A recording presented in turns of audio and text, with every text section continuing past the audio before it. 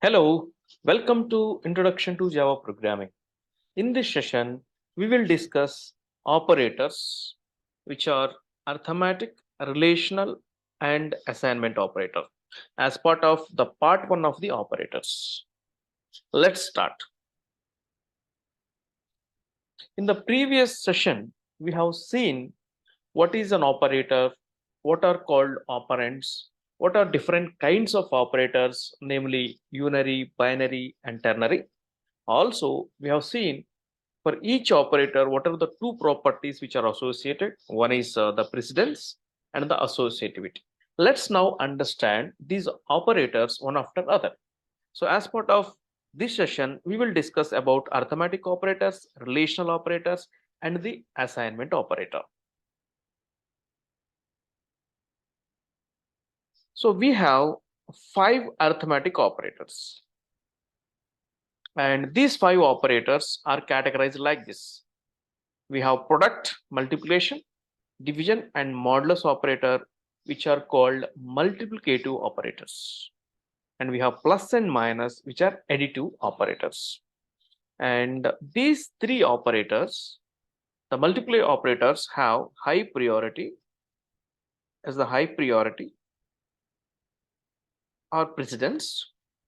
Okay, high precedence, and they have equal priority as well, or equal precedence as well.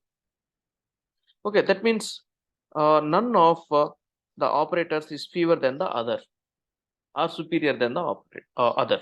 They're all having equal priority. Usually, this priority is higher than this plus and minus. And what about the associativity? Almost all operators are left to right associative except assignment operator, right? Yeah, so now what we have to know newly about this arithmetic operators, because these are the very basic operators. So plus these all arithmetic operators basically a binary operators. So binary operators means they require 2 operands to work with. So here all these operators are binary. Okay, so 2 operands are required to do multiplication, division, or modulus at the same time, plus and minus also. So coming to these additive operators, these are having low priority when compared with the multiplicative operators, and equal priority, low, and both of them are having equal priority, and the associativity is actually left to right. So all arithmetic operators are left to right only. Okay, so if at all we have to discuss something about these things, so we need to discuss about this modulus operator and the division operator. So this is the division and this is the modulus operator. So for example, if I say 10 by 3, the output is going to be 3 actually, right? Because 10 is a whole number, 3 is a whole number.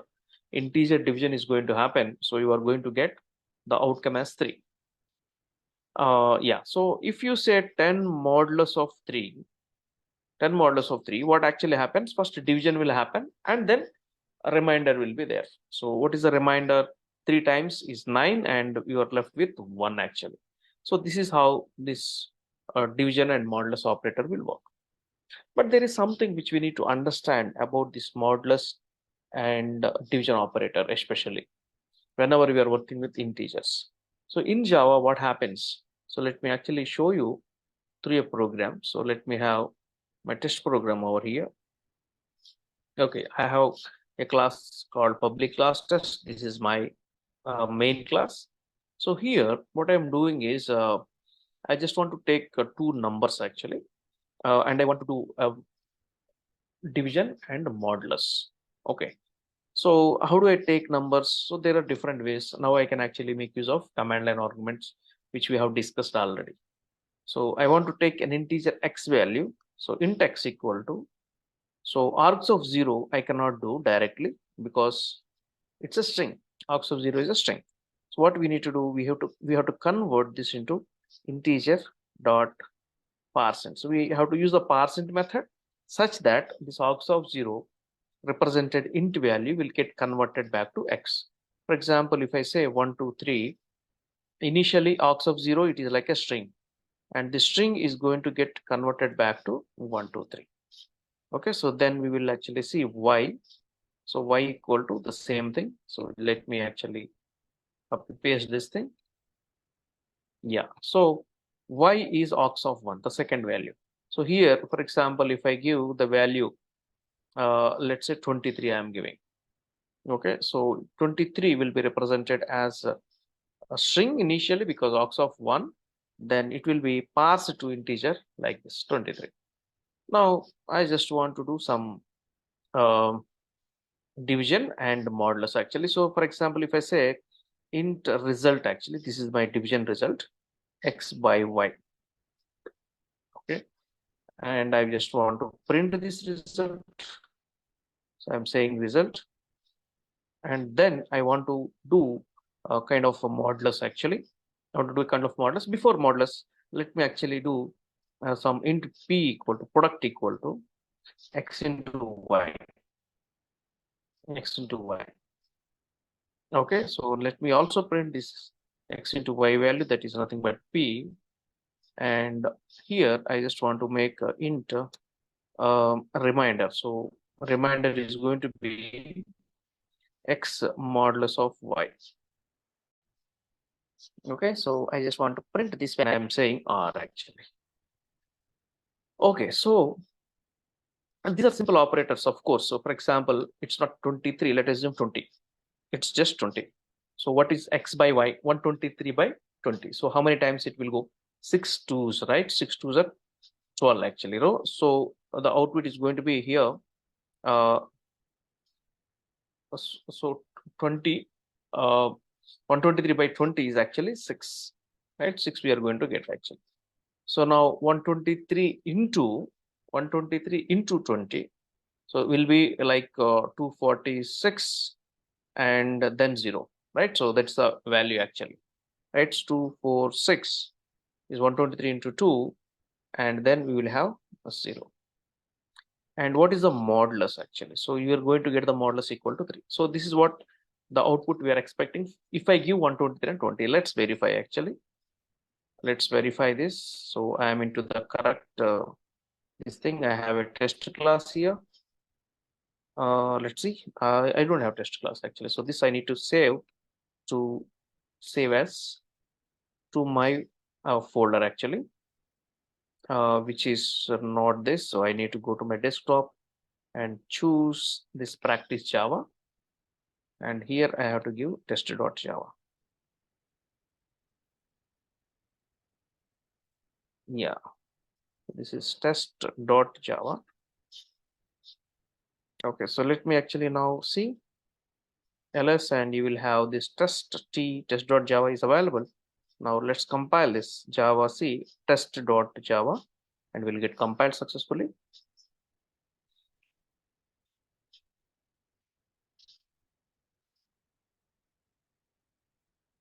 Okay, so compiler is taking some time.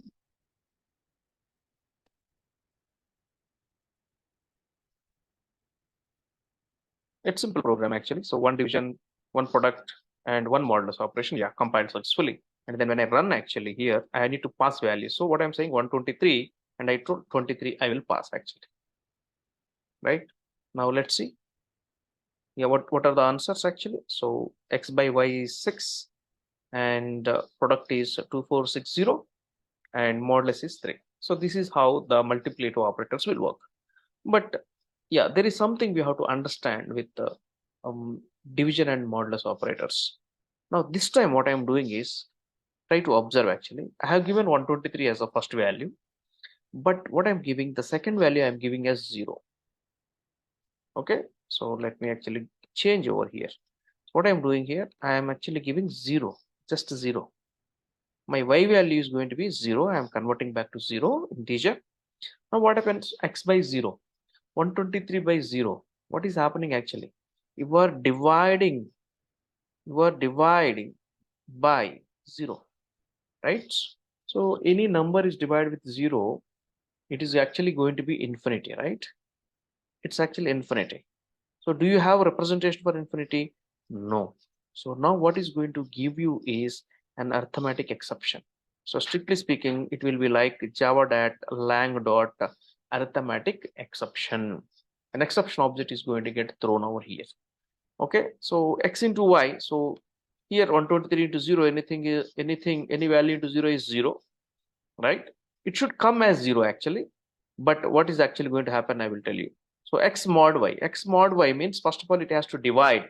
When you are dividing with 0, again it gets infinity, and that is going to be Java.lang dot arithmetic exception.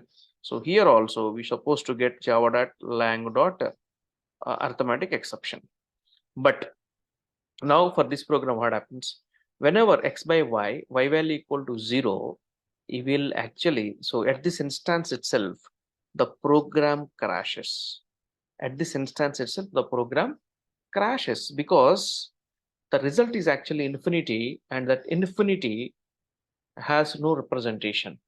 So what happens? Processor simply tries to find the value infinity, and it is not identifiable. It's not recognizable. So processor simply shuts off. That means your application will get closed. So here itself it will stop. Nothing actually. So no rest of the code, no rest of the code will execute. Okay, that means line number 8 onwards, nothing is going to get executed because it is crashing actually.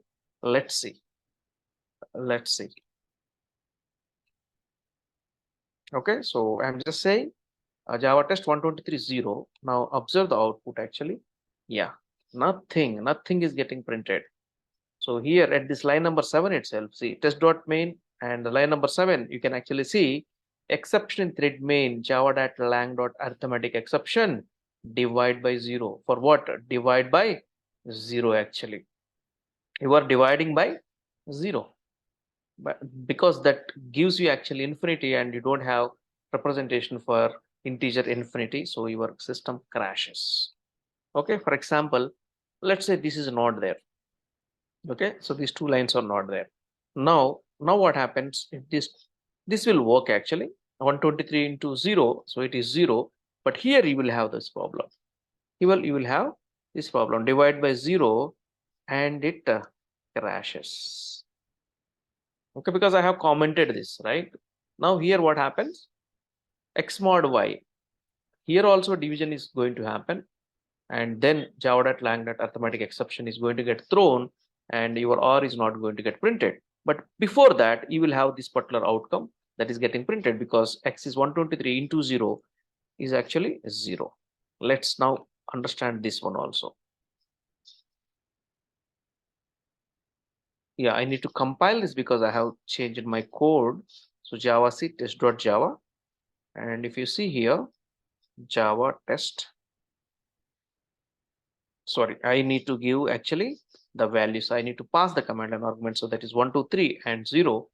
Now you can actually see the output p equal to x into y, that is getting 0.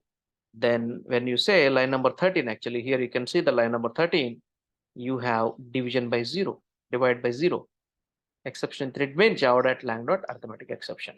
Okay, so now what is important in arithmetic operators?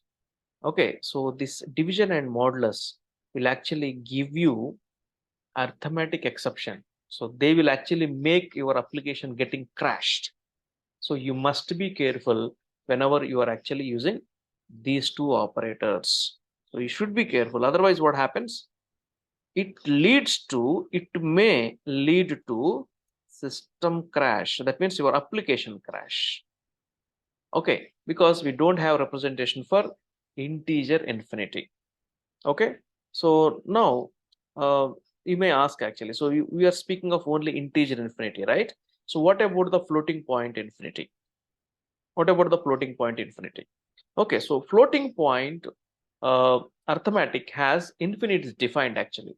So we have something called positive infinity, positive underscore infinity. This is already defined, and we have negative infinity as well. So two constants are defined for infinity values if it is floating point. So when you are going to get positive infinity, for example, so you have the same thing actually. So 123 divided by 0.0. Okay, that is a floating point division actually. That is a positive infinity.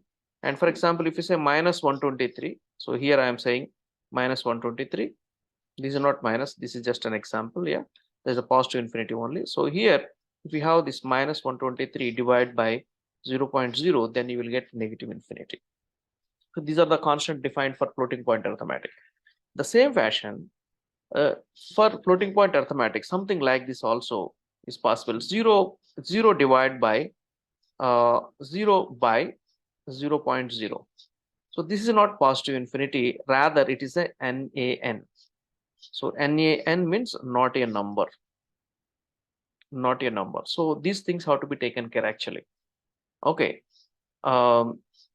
Yeah, so 0 by 0.0 is not a number actually. It is mathematically undefined value, but for floating point arithmetic, it is not a number.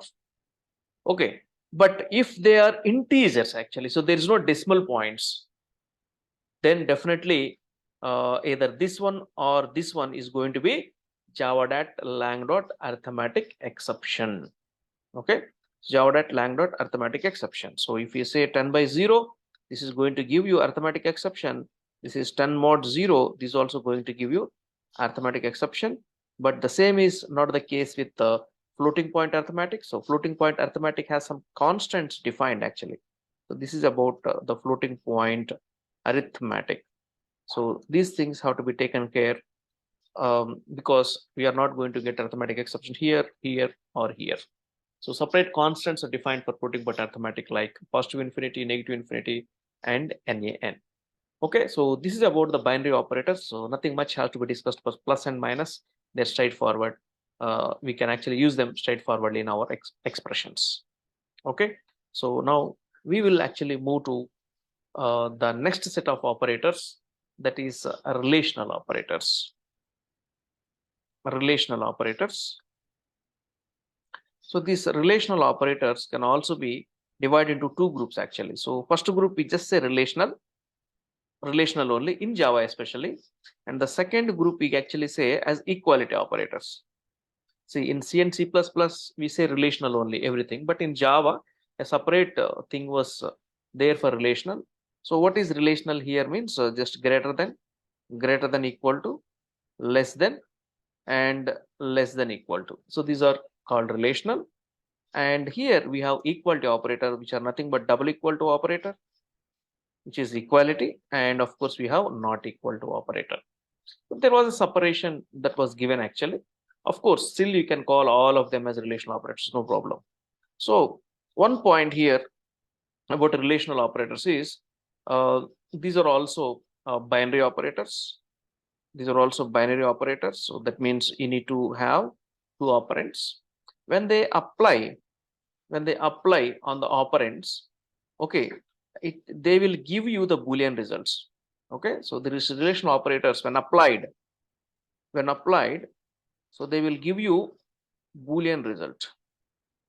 Okay, so I will tell you an example actually. So they will give you the Boolean result. For example, I am saying a greater than b. System.out.println of a greater than b. I have two values a and b. So it will actually tell whether a greater than b or not. So that means either you will have answers as a true, or otherwise it's a false actually.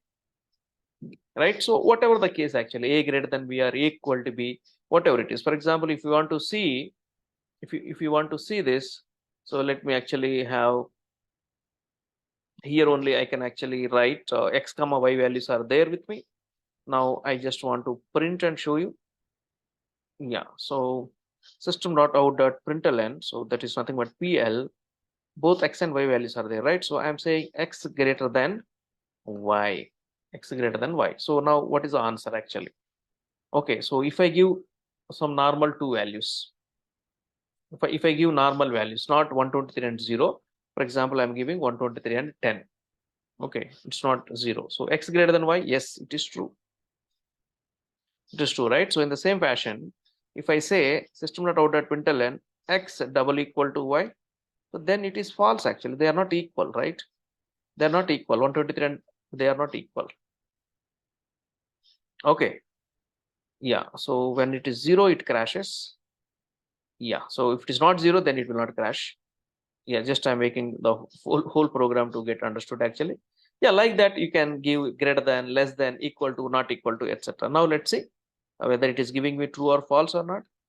Yeah. So let me compile this because I have changed this. Yeah, and when I run actually 123 and I'm giving 10. Now let's see. I'm getting x greater than y. Yes, true. 123 is greater than 10 actually. Right? Then we have x equal to y. No, that is false. And of course, here x into y is 1230 and x mod y is actually 3 because the y value is not 0. So there is no crash over here. Right? So this is some example of relational operators. There is nothing much we have to discuss about relational operators. Whenever they applied, they actually give you Boolean result. Okay. And specifically, one thing I want to tell only about these 4 relational operators. So these 4 relational operators, greater than, less than, and their equal operations, are applicable only on primitives actually. They're applicable only on primitives. We understand what are primitive data types, right? Integers, floating point numbers, characters, and booleans, right?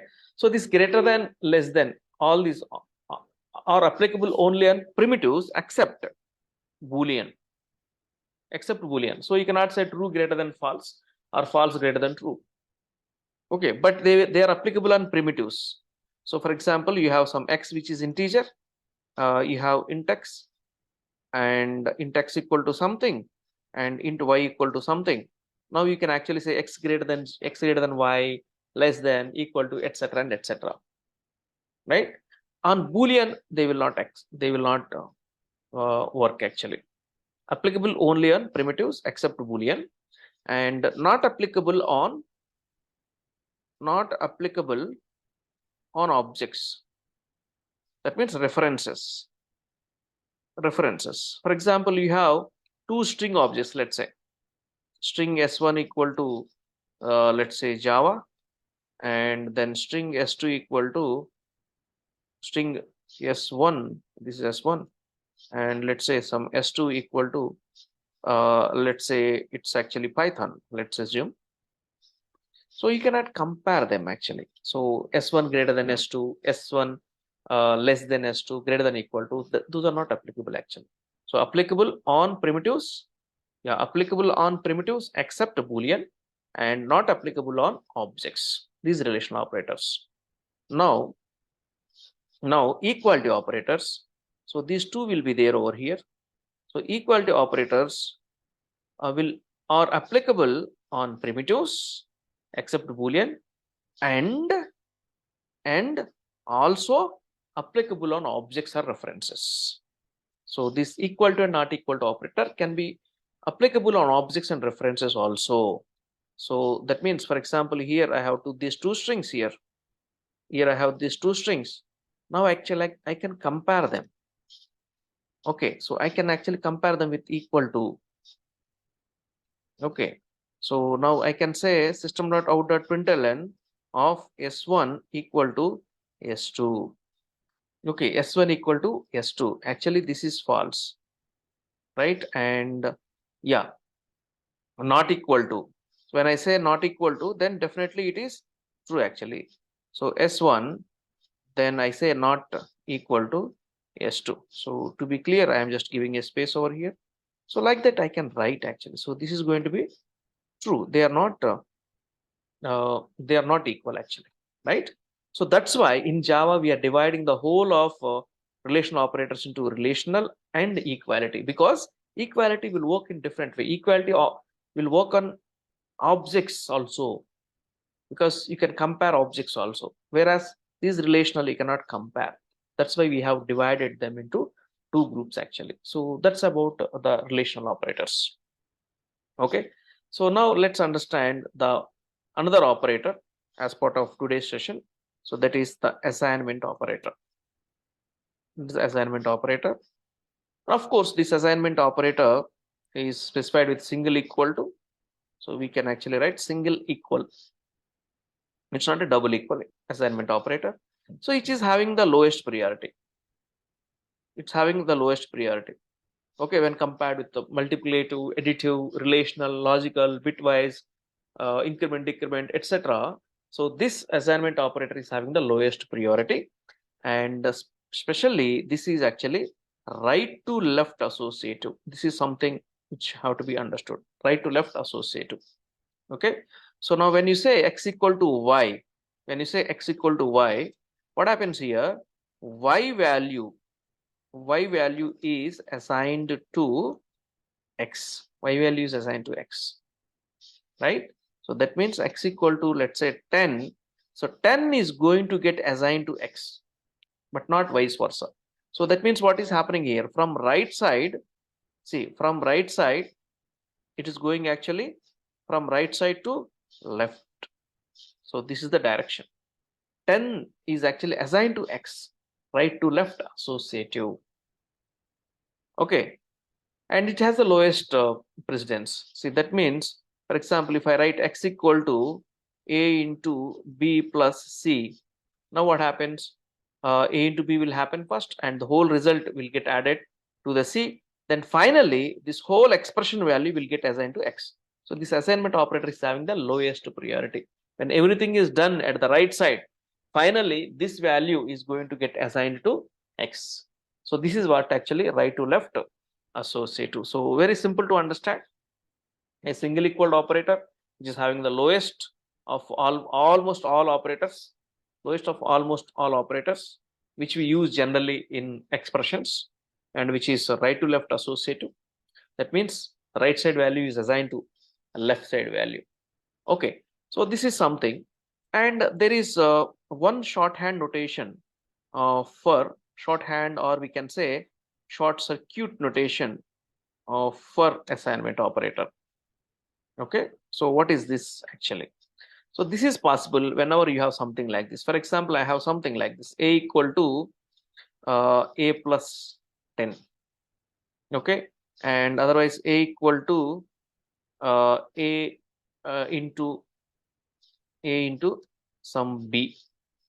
Okay, and any other operators also. For example, a equal to a and b. So bitwise and actually. Okay, and some a equal to, I can actually have shift operators also. So a left shift, this is a left shift operator, we will discuss by 1.